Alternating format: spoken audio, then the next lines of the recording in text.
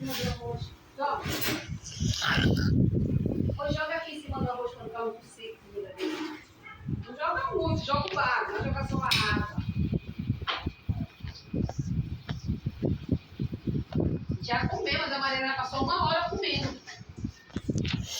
Então, o franguinho assim, basta desfiar pra ela. Ela gosta. Ela veio de lá falando comigo, ó, acho que o frango já tá assado já. Ela vinha falando um caminho já, do frango.